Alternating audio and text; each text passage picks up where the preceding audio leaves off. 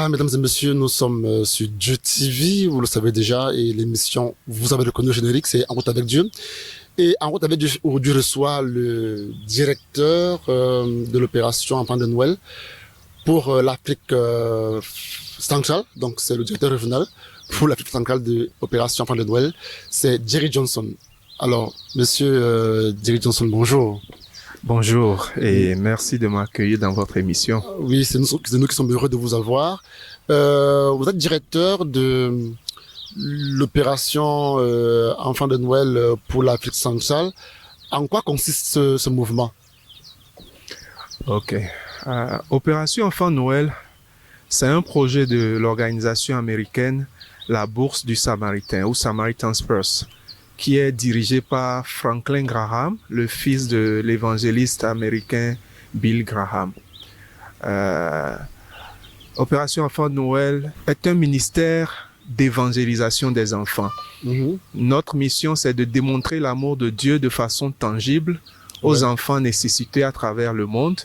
Mais nous le faisons en collaborant avec les églises locales dans chaque pays pour annoncer la bonne nouvelle de Jésus-Christ, faire des enfants des disciples et multiplier l'évangile.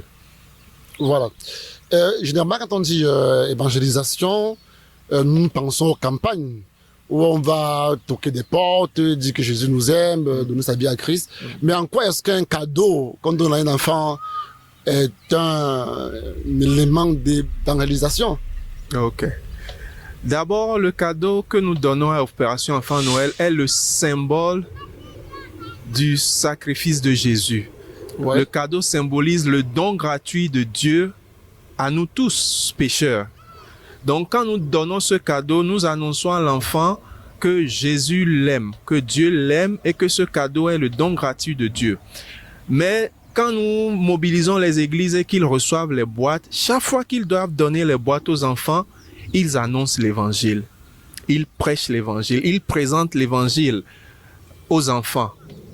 Et ça ne s'arrête pas là-bas. Une fois que les enfants viennent, ils reçoivent les boîtes. Les enfants sont encouragés à suivre ce que nous appelons le plus grand voyage. Le plus grand voyage étant le cours de discipulat de 12 leçons que chaque église partenaire met en œuvre. Donc les enfants qui le souhaitent viennent à ce cours du plus grand voyage. Ils suivent les leçons. Et à travers ces 12 leçons, ils apprennent à connaître qui est Jésus.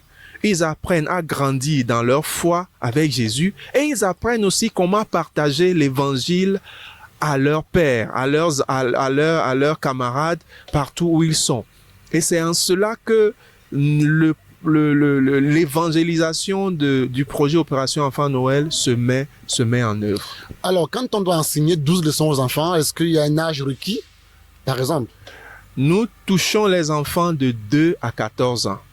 Mais évidemment, les cours du plus grand voyage touchent les enfants qui sont capables de lire et d'écrire.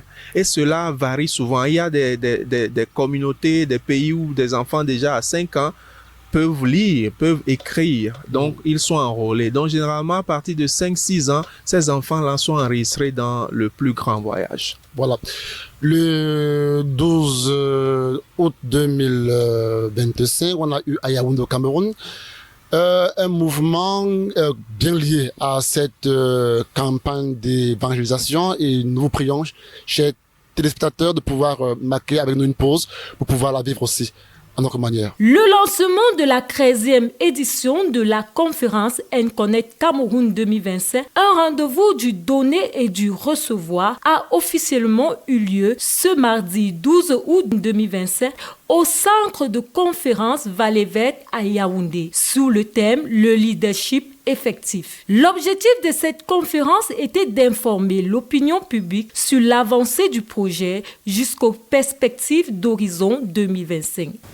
N-Connect, il faut le rappeler, est un rendez-vous du donner et du recevoir soutenu par la prière. Galvaniser les deux équipes à faire un travail minutieux et objectif pour qu'on puisse également faire, pas comme les autres, mais essayer d'imiter ce que les autres font en bien. Parce que le Cameroun est beaucoup plus avancée. Cette conférence a été marquée par la présentation du rapport de leur activité 2024-2025. Dans ce rapport, les principaux points ont été abordés, notamment ceux concernant la logistique, le montant total des fonds reçus, la mobilisation, la prière, pour ne citer que cela. Cette année 24-25 a été une réussite totale. 27 conteneurs ont été distribués aux enfants, près de 200 000 boîtes que les enfants camerounais de tous bords, de tous genres et de toutes les religions ont reçu. Des défis auxquels ils sont confrontés ont également été évoqués, en particulier l'obtention d'un local devant servir du bureau pour l'équipe de direction nationale et l'obtention d'une exonération fiscale. C'est un appel que je lance aux autorités. Jusqu'à présent, nous avons vraiment fait des pieds et des mains pour obtenir l'exonération. Et nous, on a été confronté à cette idée qu'il faut payer pour dédouaner les cadeaux, dédouaner la littérature. Les années prochaines pourraient être très très difficiles pour l'avenir d'Opération Enfants de Noël au Cameroun. C'est des cadeaux. La seule chose que nos États peuvent faire, c'est ouvrir à ces cadeaux pour que la population des enfants, du nord au sud, de l'est à l'ouest, puisse avoir accès à cela. Et beaucoup ont trouvé de grandes situations pour leur avenir. Donc nous pouvons souhaiter que les États en Afrique francophone, surtout, regardent cet aspect pour ouvrir aux cadeaux la vie des enfants de leur pays. Toujours dans le cadre de ce rapport, les perspectives envisagées incluent la création de nouvelles équipes dans la perspective du plan CRINAL. Nous avons fait des projections. La proposition de créer de nouvelles équipes dans la perspective d'un plan CRINAL se présente comme suit. Au niveau du Grand Nord, qu'est-ce que l'EDN pense? La création d'une équipe à Adamawa que nous allons appeler Adamawa 2, le siège pourrait être à Kibati. Il est à noter que l'opération Enfants de Noël Cameroun est née en 2005 grâce à la vision et la connexion établie par le pasteur Naïda Lazare qui fut coordonnateur de 2005 à 2007.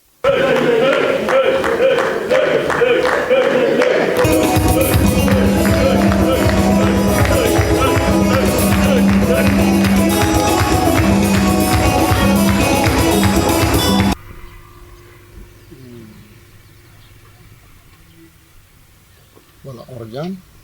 Voilà, merci à notre technicien. Nous sommes de retour avec Monsieur Jerry Johnson. C'est le coordonnateur, le directeur régional de l'opération Enfants de Noël. Alors, comment fait-on, Monsieur Jerry Johnson, pour être sélectionné parmi les enfants qui doivent bénéficier des cadeaux? Ok. Chaque église partenaire est encouragée à aller dans leur communauté et inviter les enfants qui ne sont pas de l'église. Généralement, nous encourageons les églises partenaires à au moins toucher 75%. Avec les boîtes qu'ils reçoivent, 75% doivent toucher les enfants qui sont hors de l'église, qui sont dans la communauté, qu'ils soient animistes ou pas, qu'ils soient musulmans, de toute obédience. Ils les invitent et c'est quand ils viennent qu'ils reçoivent les boîtes. Donc, pas obligé d'être chrétien, d'être dans une église. Tout enfant qui est entre l'âge de 2 à 14 ans a le droit d'avoir un cadeau. Oui. Oui. Et nous disons souvent que un enfant ne doit recevoir une boîte qu'une seule fois. Donc, les églises ne doivent pas et n'invitent pas les mêmes enfants chaque année. Chaque année, ils sont encouragés à trouver d'autres enfants qui n'avaient pas encore reçu les boîtes dans leur communauté. D'accord. Là, c'est intéressant, Monsieur Jerry Johnson. Alors, depuis que avec le coordonnateur au niveau de l'Afrique centrale, est-ce qu'on peut avoir une estimation du nombre de cadeaux qui ont été remis aux enfants déjà? Ok. De façon annuelle, l'Afrique centrale reçoit souvent près de 800 000, 900 000, parfois 1 million de boîtes. Wow. Chaque année. Et ces boîtes sont distribuées gratuitement à travers les 9 pays dans lesquels nous intervenons en Afrique centrale. Donc, depuis que le projet a commencé dans les années 2000-2001 en Afrique centrale, vous imaginez, c'est plusieurs millions d'enfants qui ont été touchés avec ces boîtes. Est-ce qu'on peut estimer le coût financier de ces cadeaux? C'est difficile. Ce que je peux dire, c'est que c'est plusieurs millions de nos francs, parce que les boîtes à cadeaux sont mises dans des conteneurs qui partent des États-Unis vers nos pays. Et comme je le disais, ça fait 9 pays qui reçoivent environ 900 000 boîtes chaque année. Donc, c'est plusieurs millions. Le transport, le dédouanement, les formations qui sont organisées par les équipes de volontaires qui sont dans les pays, je peux juste dire que c'est plusieurs millions de francs qui sont dépensés chaque année. Ceci grâce au soutien des partenaires, des donateurs qui sont aux États-Unis et un peu partout dans le monde. D'accord. Monsieur Derrick Johnson, vous parlez tout à l'heure des frais de dédouanement. Est-ce que les douanes vous facilitent les choses au niveau de l'Afrique centrale? De par le passé, importer les boîtes à cadeaux dans notre région était plus ou moins facile. La condition pour qu'un pays reçoive les boîtes à cadeaux de l'opération Enfant Noël et la distribue gratuitement, c'est que sur le plan local, nous cherchons des partenaires, soit des églises ou des organisations disposant des privilèges d'exonération des taxes douanières.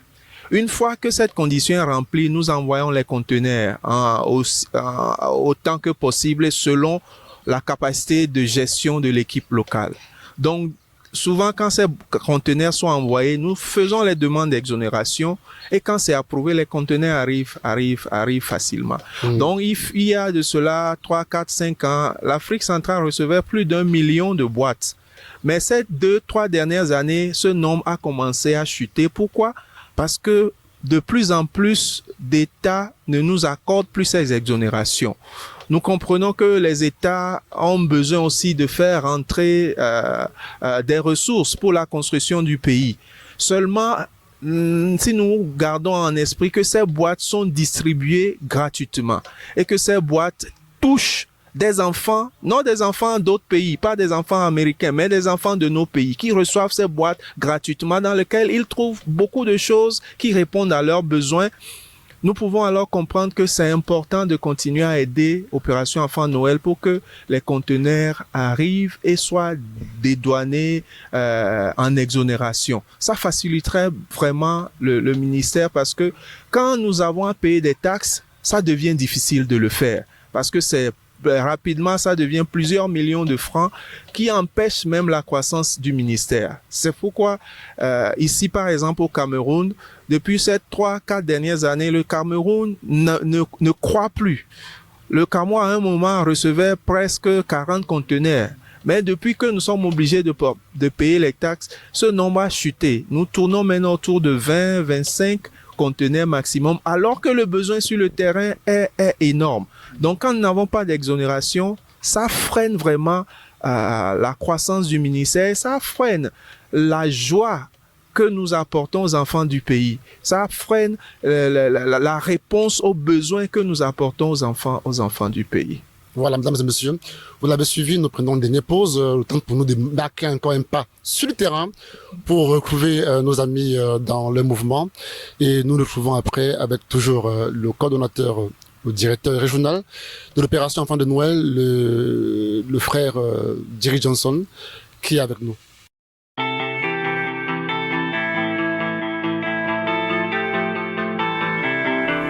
The heart of Operation Christmas Child is bringing God's love to children in East Africa in a very tangible way and sharing that love to the local church to make Christ real to these children. In a shoebox, I see a gospel opportunity to reach out to a child, to share the love of Christ. Jesus is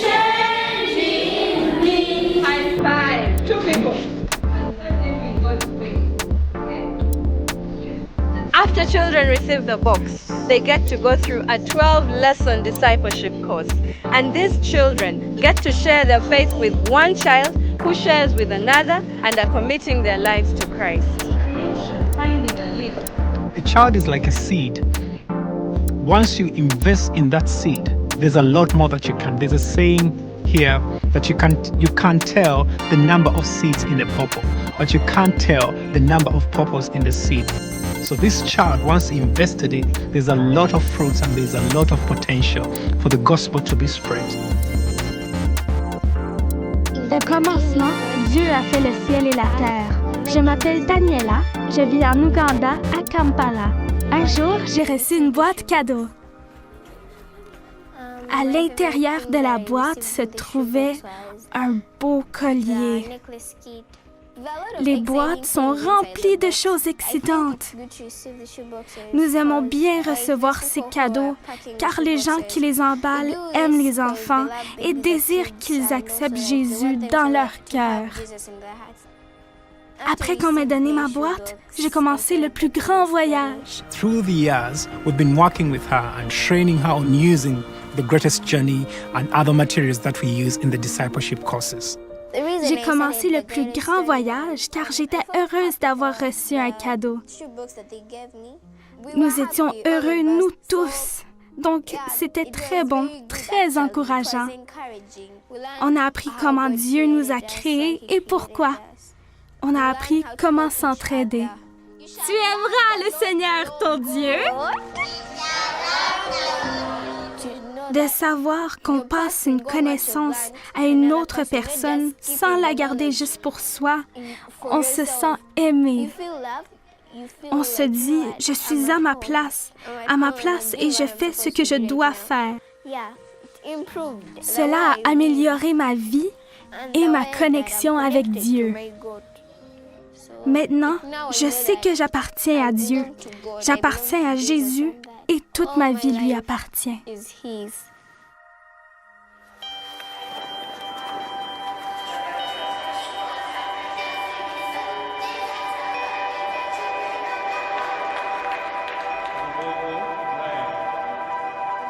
The greatest journey is the real deal because it gets to train and disciple the children that have received the shoeboxes on how to live, on how to love God, and also to become disciples. The discipleship ministry has helped us to explode into our communities, to reach out to those who we would never imagine we reached out to. It has made them ministers of the word in their communities, in their schools, in their homes. So the greatest journey moves the child from that excitement, not to end there, but even to learn more and more and more of what God can do in their lives. There are millions of children in Uganda yet to receive a gift box. So we're looking forward to having God offer that opportunity to those children. Voilà, retour encore sur ce plateau de En route avec Dieu, toujours avec le frère Jerry Johnson. Alors, Jerry Johnson, qu'est-ce que vous pouvez dire actuellement à ceux qui nous regardent en guise de conclusion? D'abord, nous voulons reconnaître l'excellent travail qui est fait depuis ces dernières années par l'équipe de direction nationale qui dirige le ministère Opération Enfants de Noël ici au Cameroun. Et nous voulons aussi reconnaître l'accompagnement sans faille que nous fait l'association Les Samaritains. Et nous voulons aussi apprécier l'engagement des volontaires qui se donnent, qui se sacrifient du nord au sud, de l'est à l'ouest, pour assurer que le ministère est mis en œuvre selon les principes que les enfants du Cameroun sont touchés et reçoivent ces boîtes gratuitement.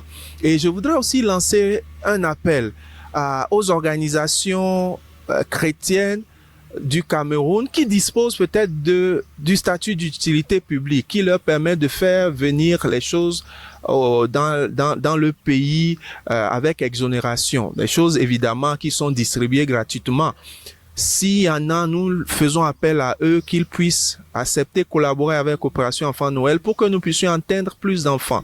Mais cet appel va aussi aux instances politique au gouvernement du Cameroun et que nous voulons apprécier parce que depuis des années, il nous accompagne, il nous facilite les choses d'une manière ou d'une autre. Mais là où nous sommes arrivés sur un plateau, le ministère n'arrive plus à grandir. Nous avons ici au Cameroun des millions d'enfants qui n'ont pas encore reçu ces boîtes-là, qui sont quand même dans le besoin. Nous sommes prêts, les églises sont prêtes, les volontaires sont prêts, Opération Enfants à Noël est prête à envoyer autant de conteneurs, autant de boîtes à cadeaux possible pour répondre aux besoins de ces enfants-là. Mais ce qui nous bloque, c'est l'absence d'une exonération des taxes douanières. Donc nous voulons vraiment plaider que cette voix soit entendue et que nous puissions trouver les faveurs, les grâces qu'il faut afin d'avoir le statut d'utilité publique ou les facilités d'importation des boîtes à cadeaux en exonération totale des taxes douanières. Alors, mais Jerry Johnson, vous parlez beaucoup du Cameroun. Est-ce que c'est né qu'au Cameroun que le problème d'exonération douanière se pose?